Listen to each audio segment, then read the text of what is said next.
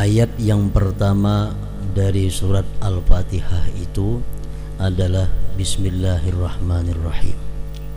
Itulah yang disebut dengan mazhab Imam Asy-Syafi'i radhiyallahu an. Bismillahirrahmanirrahim artinya adalah dengan nama Allah yang Maha Pengasih lagi Maha Penyayang. Abda'u, aku mulai.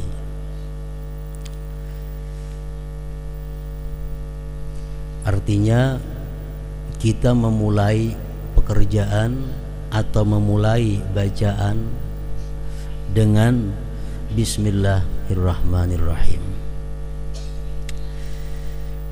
Kita mengucap Bismillahirrahmanirrahim itu banyak makna yang terkandung di dalamnya. Pertama, tabarruk bismillah. Kita mengambil berkah dengan nama Allah. Oleh karena itu, ada yang menanyakan kenapa dengan nama Allah tidak langsung dengan Allah. Kan di situ bismillah artinya dengan nama Allah. Jakanya langsung aja bang, billah dengan Allah, tanahap sedikit. Para ulama menjawab pertanyaan itu dengan beberapa jawaban. Pertama, membedakan dengan sumpah dan tabarruk. Karena bila mana billah itu bisa artinya dengan Allah, bisa juga artinya demi Allah. Nah, untuk membedakan itu lalu disebut bismillah. Yang kedua, mereka menjawab dengan nama Allah. Artinya adalah nama Allah saja sudah bisa mendatangkan berkah, apalagi billah dengan Allah. Kalau andai kata langsung dengan Allah, maka itu memberikan paham seolah-olah dengan namanya tidak ada berkah. Nah, jadi kalau dengan namanya aja sudah ada berkah, apalagi dengan Allah. Nah, oleh karena itu disebut Bismillahirrahmanirrahim. Pertama, kita mengambil berkah dengan nama Allah. Jadi sebelum kita berbuat sesuatu, sebelum kita melakukan sesuatu, pertama dahulu kita mengambil berkah dengan nama Allah. Yang kedua, ta'zimun lillah.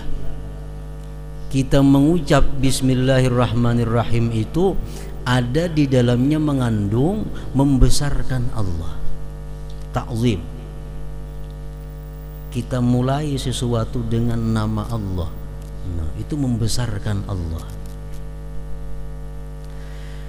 Dan lagi dengan Bismillahirrahmanirrahim itu kita mukhalafatul musyrikin. Kita berbeda dengan orang-orang musyrik. Orang musyrik biasanya mereka setiap ingin memulai sesuatu perbuatan, mereka mengatakan demi berhala, demi apa, Tuhan-Tuhan yang disembahnya itu. Nah, sedangkan kita kaum muslimin bismillah dengan nama Allah. Kemudian lagi di dalam Bismillahirrahmanirrahim itu ada mengandung bahwasanya kita itu al-inqita' ilallah. Kita hanya berharap, kita hanya berpegang hanya kepada Allah. Dalam melakukan sesuatu perbuatan yang ingin kita lakukan, kita hanya semata-mata berpegang kepada Allah. Kita semata-mata hanya mengharapkan rahmat Allah. Bismillah dengan nama Allah. Yang lain tidak ada. Nah. Dan lagi dengan kita mengucap Bismillahirrahmanirrahim, di situ ada al-iqrar bil uluhiyah. Kita mengakui ketuhanan. Kita mengakui bahwa Allah itu Tuhan yang Maha Pengasih lagi Maha Penyayang. Dengan mengucap bismillahirrahmanirrahim itu terkandung juga di dalamnya adalah isti'anatun billah, minta pertolongan kepada Allah. Artinya aku mulai membaca, aku mulai melakukan ini dengan nama Allah yang Maha Pengasih lagi Maha Penyayang. Artinya apa? Dengan meminta pertolongan kepada Allah yang Maha Pengasih lagi Maha Penyayang. Dan yang tidak kalah pentingnya, dengan kita mengucap bismillahirrahmanirrahim sebelum kita melakukan sesuatu yang mulia itu, tardus syaitan, gunanya pula adalah menolak syaitan. Kita makan, kita mengucap sebelumnya bismillahirrahmanirrahim, syaitan menjauh daripada kita. Kita memakai pakaian, sebelumnya kita baca bismillah, syaitan menjauh dari pakaian kita. Kita minum, kita mengucap bismillah, syaitan menjauh daripada minuman itu. Jadi bismillahirrahmanirrahim itu adalah tardun lisyaitan, juga menolak bagi syaitan. Dihikayatkan dalam beberapa kitab, iblis mengutus dua anak buahnya. Pertama syaitan si A, kedua syaitan si B. Syaitan A diutus oleh iblis untuk mengurus Fulan bin Fulan agar dia tersesat. Syaitan nang B ini pun diutus oleh iblis untuk menggoda seseorang lainnya agar dia tersesat. Diberi waktu sekian hari oleh iblis. Hari demi hari, akhirnya datang kedua syaitan tadi kepada tuannya iblis. Syaitan nang saekung ini datang kurus, pakaian cumpang camping, merigat. Sedangkan syaitan nang saekung ini sekali datang awak lama, pakaian rapi, nicis. Ujar iblis, kenapa ikan bina berubah datang keduanya nih?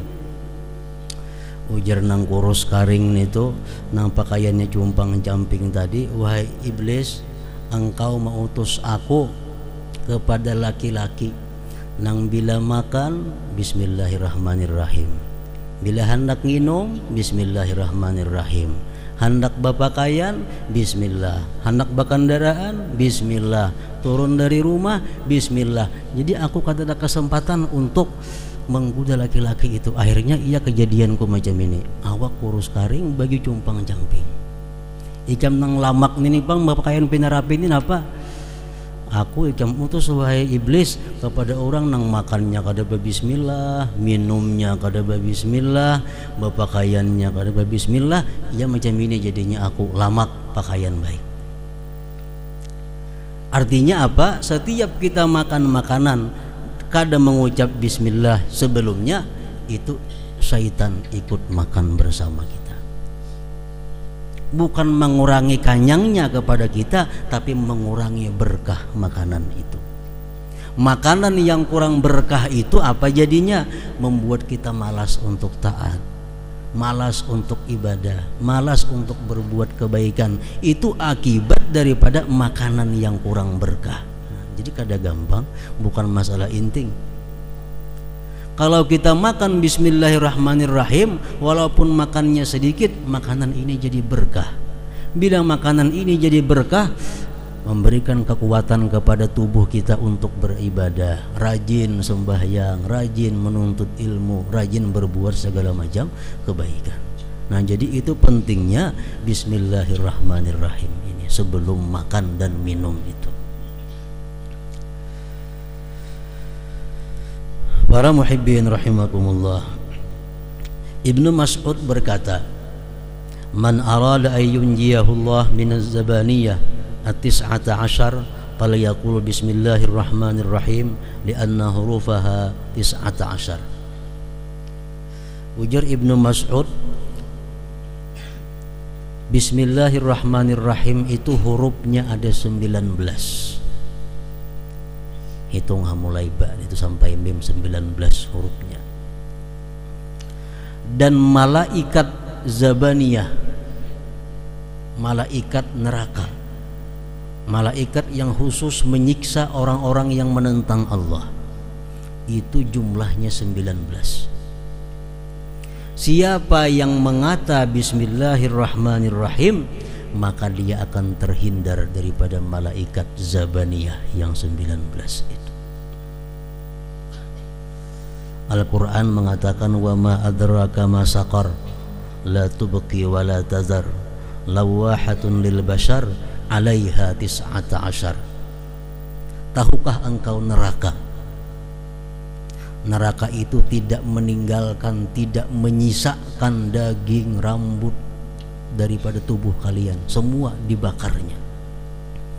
Lawahatun lil bashar, dia menghancurkan kulit-kulit manusia. Bismillah 19, di atas neraka itu ada 19 malaikat yang disebut dengan Zabaniyah.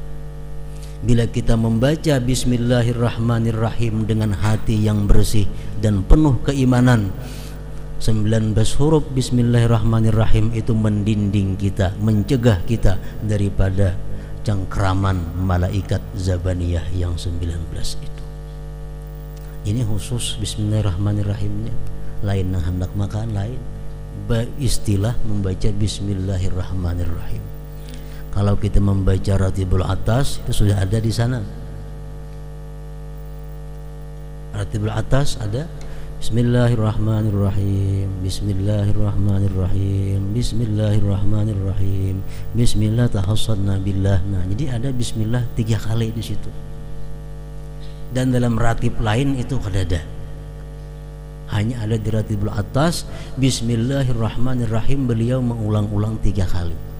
Bila kita baca itu dengan hati yang bersih, dengan penuh keimanan, mendinding kita daripada malaikat Zabaniyah tadi. Para muhibbin rahimakumullah. Nah, jadi bismillahirrahmanirrahim, kita membaca Fatihah, artinya aku memulai membaca surat Fatihah ini dengan nama Allah yang Maha Pengasih lagi Maha Penyayang. Geritik hati hendak membaca Al-Quran, minat, keinginan hati untuk membaca Al-Quran, untuk sembahyang, untuk berbuat kebaikan, itu merupakan nikmatul uzma, nikmat yang besar, nikmat yang agung. Bila hati kita ini ada tegaritik, hendak membuat menuntut ilmu, hendak membaca Al-Quran, hendak sembahyang, ada minat dalam hati kita, itu nikmat Allah yang agung kepada kita. Kita baca bismillahirrahmanirrahim, aku mulai, ini pekerjaanku, ini sembahyangku, ini bacaanku dengan bismillahirrahmanirrahim, itu nikmat yang agung. Bila mana kita dapat nikmat, apa yang paling layak kita katakan? Kita dapat nikmat, apa yang paling berhak kita sebut? Tidak ada lain selain daripada Alhamdulillahirabbil alamin. Nah, itu orang sembahyang khusyuk, kau mengerti, orang mengerti kau sembahyang khusyuk. Nah, bismillahirrahmanirrahim, dengan nama Allah aku sembahyang, aku bisa membaca Quran, itu nikmat Allah. Lalu alhamdulillahi rabbil alamin, segala puji bagi Allah, Tuhan semesta alam. Rasulullah sallallahu alaihi wasallam bersabda, alhamdulillah thamanu kulli ni'mah. Alhamdulillah itu adalah harga tiap-tiap nikmat. Allah memberi kita nikmat, kita alhamdulillah lunas. Bila Allah memberi nikmat kepada kita, kita kadang mengucap alhamdulillah, kita belum bayar nikmat itu. Alhamdulillah thamanu kulli ni'mah. Alhamdulillah itu adalah harganya nikmat. Bahkan Allah Subhanahu wa taala disabdakan oleh Rasulullah sallallahu alaihi wasallam, apabila Allah memberikan kepada hambanya satu nikmat daripada nikmat duniawi, misal duit datang, atau makanan datang, atau pakaian datang kepada kita, kita sahut alhamdulillah. Allah berfirman, ujar Allah apa? itu lihat hambaku, dia ku beri sedikit, dia ku beri dunia yang tidak ada artinya, tapi dia balas aku dengan ucapan yang sangat besar yang abadi sampai hari akhirat nanti. Alhamdulillahirabbil alamin.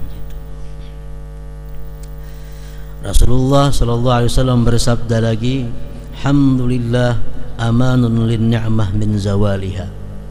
Bila kita dapat nikmat lalu kita ucap alhamdulillah, itu adalah merupakan keamanan daripada hilangnya itu nikmat. Kita dapat nikmat, alhamdulillah, insyaallah ini nikmat akan tidak hilang, tidak akan dibinasakan oleh orang. Alhamdulillah amanun lin ni'mah min zawaliha. Rasulullah sallallahu alaihi wasallam bersabda lagi, kullu amrin zibalin la yubda'u fihi bilhamdulillah wa huwa aqta. Tiap-tiap sesuatu perkara yang mulia yang tidak dimulai padanya dengan alhamdulillah, maka itu perkara menjadi potong, kurang berkahnya. Nah, maksudnya adalah ada dalam beberapa keadaan tertentu kita disuruh mengucap yang pertama itu alhamdulillah, bukan bismillah. Dalam keadaan-keadaan tertentu kita dianjurkan oleh Rasulullah, ucapan pertama yang kita ucap alhamdulillah, bukan bismillah. Ada lagi dalam keadaan-keadaan lain, ucapan yang kita ucap alhamdulillah itu letaknya sesudah bismillahirrahmanirrahim. Nah, oleh karena itu para ulama mengatakan bahwa mengucap alhamdulillahirabbil alamin itu kadang-kadang hukumnya wajib, seperti kita sembahyang alhamdulillahirabbil alamin, itu wajib. Kalau ketinggalan itu kada sah sembahyang. Nang wajib lagi dalam khutbah Jumat alhamdulillah ngir hatib, nah itu wajib. Ada lagi alhamdulillah itu mengucap hukumnya sunat, seperti waktu khutbah nikah. Khutbah nikah itu dimulai dengan alhamdulillah, itu sunat. Memulai doa dengan alhamdulillah itu sunat, tapi sebaiknya doa itu dimulai dengan bismillahirrahmanirrahim dahulu, nang kedua hanya alhamdulillah. Sebab Rasulullah berkata, tiap-tiap doa yang diawali dengan bismillahirrahmanirrahim, doa itu tidak ditolak. Doa tidak ditolak. Mengakhiri doa alhamdulillahirabbil alamin sunat. Sesudah makan, sesudah minum sunat. Ketika dapat nikmat yang tidak menjahatkan akan orang lain, itu pun juga sunat kita ucapkan alhamdulillahirabbil alamin. Ada nikmat yang diberikan Allah kepada kita, cuma orang lain ini sedang sengsara, sebaiknya jangan diucapkan di mulut itu alhamdulillah. Kenapa? Karena orang sekitar kita dapat musibah. Pernah dikatakan salah seorang aulia besar yang bernama Sari As-Sakati, ini semasa dengan Imam Al-Junaid Al-Baghdadi, ujar Sidin, aku beristighfar selama 30 tahun. Gara-gara apa? Gara-gara mengucap alhamdulillah. Kenapa kisahnya? Ujar Sidin, suatu hari aku sembahyang di masjid. Tuntung sembahyang di masjid, datang orang mengabarkan, Tuan Guru, itu pasar kebakaran, habis semua toko-toko orang, tapi toko pian selamat, alhamdulillah. Hanya aku tak pikir Sidin, aku mengucap alhamdulillah di atas penderitaan orang lain. Aku istighfar tubat kepada Allah selama 30 tahun dengan ucapanku alhamdulillah itu. Mestinya aku kadang mementingkan nikmat kurang selamat itu nang pikirkan adalah ribuan toko orang nang tabakar itu nang pikirkan, bukan nikmat nang terima tokoku itu selamat. Nah, jadi mengucap alhamdulillah ini pun ada aturannya juga.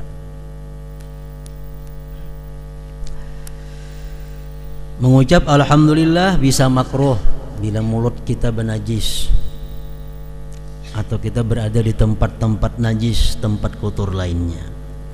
Dan mengucap alhamdulillah ini bisa pula haram bila mana kita gembira dengan maksiat. Orang menang berjudi alhamdulillah,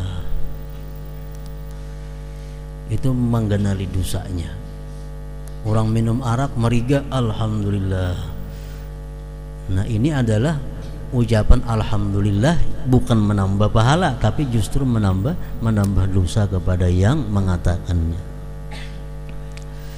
Para muhibbin rahimakumullah, alhamdulillahi rabbil alamin itu kadang-kadang dalam beberapa keadaan alhamdulillah ujungnya diganti kada rabbil alamin, tergantung keadaan yang menuntutnya. Seperti kita habis bangun guring, Rasulullah mengajarkan kalau kita bangun guring apa yang kita baca? Alhamdulillahilladzi ahyana ba'dama amatana wa ilaihin nusyur. Jadi orang tuh mengetahui hati kita ini apakah untak dengan Allah, apakah hati kita ini selalu berada dalam kasih sayang Allah. Mengetahuinya salah satunya adalah orang itu bila bangun guring alhamdulillahilladzi ahyana ba'dama amatana wa ilaihin nusyur. Artinya apa? Orang tuh begitu bangun guring karena ada pikiran lain selain daripada memuji Allah. Itu menunjukkan bahwa hati orang ini hidup sebenarnya. Kalau orang-orang yang hidupnya sibuk dengan hal-hal duniawi, mungkin bangun guring kadang alhamdulillah, nah apakah dicarinya ujuk-ujuk. Itu kita bisa merasakan, kita bisa menilai diri kita. Bangun guring itu apa nang kita gawi, apa nang kita ucap. Kalau hati kita ini hidup terhubung dengan Allah, mesti kita ucapkan alhamdulillahilladzi ahyana ba'dama amatana wa ilaihin nusyur. Nang kada hafalnya banyak lagi nih tuh. Alhamdulillah alladzi ahyana ba'dama amatana wa ilaihin nusyur. Kada alhamdulillah rabbil alamin kada. Kita keluar dari WC, gufranak alhamdulillahilladzi azhaba anni al-adza wa afani. Alhamdulillah alladzi azhaba, jangan alhamdulillah rabbil alamin keluar WC. Ada aturannya alhamdulillah. Sesudah makan alhamdulillah. Terus kurang-kurangnya yang lebih baik lagi alhamdulillahilladzi at'amani hadza wa razaqani min ghairi haulin minni wala quwwah. Ujar Rasulullah mengatakan yang artinya siapa yang makan sesudah makan dia mengucap alhamdulillah alladzi at'amani hadza wa razaqani min ghairi haulin minni wala quwwah, Allah ridha daripadanya, Allah mengampuni dosa-dosanya. Mana parut kanyang dosa diampuni Tuhan. Kalau imbah makan alhamdulillahilladzi at'amani hadza wa razaqani min ghairi haulin minni wala quwwah. Andak di meja makan itu gana-gana kita ada ingat orang memakai pakaian alhamdulillahilladzi kasani hadza sauba min ghairi haulin minni wala quwwah. Diampuni Allah dosa-dosanya. Nah, jadi banyak cara untuk melebur dosa itu. Kadang melalui istighfar, banyak jalan-jalan lain dosa kita terhapus kalau kita mau mengamalkan hal-hal yang kita anggap sebenarnya kecil, hal-hal yang sebenarnya kita anggap remeh tapi kada tagawi. Nah, Jadi ini mulai kanak-kanak, mulai anak-anak santri, putra putri, mulai kekanakan inilah melatih bacaan-bacaan macam itu. Kalau sudah tua kita ngalih kebiasaan sudah kada sampai ke akhirnya. Masuk jamban, keluar jamban, memakai baju, melepas baju, semua itu diajarkan oleh Rasulullah bacaan-bacaannya. Nah, para muhibbin rahimakumullah, sesudah wahin bersin, alhamdulillah, itu minimal. Tabaik sedikit, alhamdulillahirabbil alamin. Tabaik lagi, alhamdulillah ala kulli hal. Tabaik lagi, alhamdulillahirabbil alamin ala kulli hal. Nang taharat lagi, alhamdulillahi hamdan tayyiban katsiran mubarakan fihi mubarakan alaih kama yuhibbu rabbuna wa yarda. Kalau kita wahin, kita baca itu, berebut malaikat mencatat amal ibadah kita itu, menurut sabda Rasulullah sallallahu alaihi wasallam.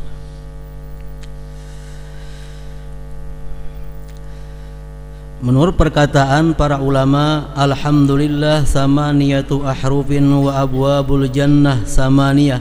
Faman qala hadhihi samaniyah an safai qalbihi istahaqqa samaniyata abwabil jannah. Alhamdulillah itu adalah 8 huruf. Pintu surga pun 8 huruf.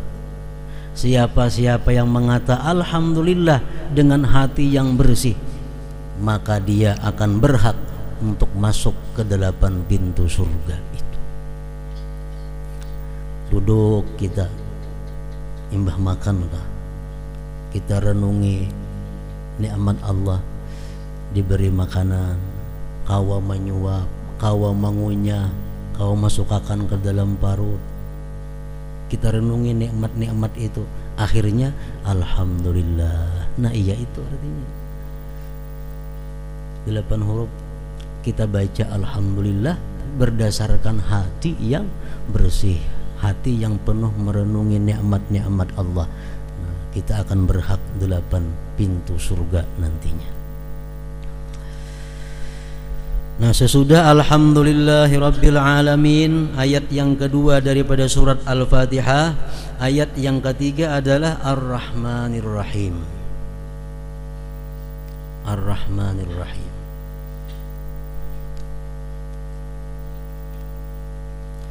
Alhamdulillah artinya segala puji bagi Allah. Nah, itu memberikan 2 makna. Satu, maknanya kita menetapkan bahwa adanya Allah. Yang kedua, kita menetapkan bahwa pujian milik Allah. Alhamdulillah artinya segala puji bagi Allah. Kita menetapkan bahwa Allah itu ada dan pujian milik Allah. Napa dalilnya Allah Ta'ala itu ada? Rabbil alamin, itu dalilnya. Rabbil alamin, alamin, adanya alam, dalil Allah Ta'ala itu ada. Rabbi itu artinya memelihara, mengelola. Alamin, semesta alam. Alam binatang, alam pohon-pohonan, alam apapun, Rabbinya adalah Allah, pengelolaannya adalah Allah, dan sekejap pun kada bisa terlepas daripada pemeliharaan Allah Subhanahu wa ta'ala. Andai kata ada batu itu terlepas daripada pelihara Allah, barang sekejap mata batu itu akan pecah. Andai kata ada pohon yang sekejap pun terlepas daripada pemeliharaan Allah, pohon itu bakal mati. Jadi Rabbil alamin, Tuhan pemelihara. Rabb itu artinya pemelihara, pengelola alam semesta ini. Dalil adanya Allah adalah alam. Dalil Tuhan itu berhak dipuji, Ar-Rahmanir Rahim, Maha Pengasih, Maha Penyayang. Itu arti yang biasa kita pakai. Ar-Rahmanir Rahim itu Maha Pengasih, Maha Penyayang.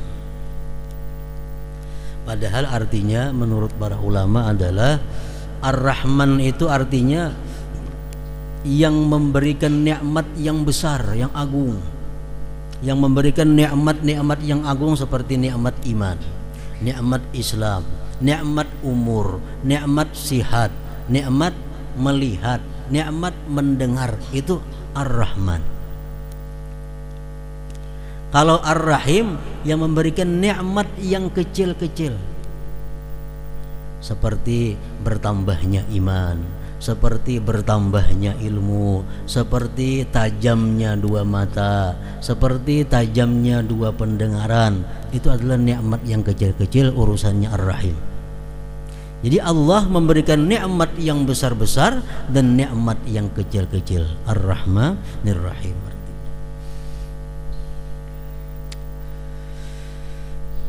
Para muhibbin rahimakumullah, di situ ada memberikan sesuatu kesan yang menyebabkan kita itu takut dan menyebabkan kita harap. Pertama, alhamdulillahirabbil alamin, segala puji bagi Allah yang memelihara alam semesta ini. Itu kalau pikiran kita sekilas, orang yang mampu memelihara alam semesta ini begitu kuat orangnya, begitu dahsyat orangnya, karena dia mampu mengelola alam semesta. Itu kalau pikiran kita sekilas. Tapi Allah menyambung, Ar-Rahmanir Rahim, pengasih penyayang, yang mengelola alam semesta. Tadi orangnya bukan pemarah kada, bukan keras kada, tapi Ar-Rahmanir Rahim, maha pengasih, maha penyayang. Nah, dengan adanya Ar-Rahmanir Rahim ini, hati kita ada senang, hati kita ada gembira, karena Tuhan yang mengelola kita ini adalah orangnya pengasih lagi penyayang. Kalau kita selalu berpikir bahwa Allah itu pengasih penyayang, itu yang dipikirkan, itu kita akan tertipu dengan Allah. Lalu Allah memberikan ketegasan lagi di ayat yang berikutnya, Maliki Yaumiddin. Allah itu bujur pengasih penyayang, tapi dia adalah raja di hari kemudian. Dan ngaran raja itu apa orangnya? Pasti bersikap adil. Nah, arti adil apa? Memperhitungkan segala sesuatu yang besar dan yang sekecil-kecilnya. Itu membuat kita takut lagi kepada Allah Subhanahu wa ta'ala. Nah, jadi artinya apa? Kita membaca surat Al-Fatihah itu hati kita ini bulak-bulik antara gembira, senang dengan Allah dan kembali takut kepada Allah Subhanahu wa ta'ala. Nah, alhamdulillahirabbil alamin, Ar-Rahmanir Rahim, Maliki Yaumiddin, raja pada hari pembalasan nanti.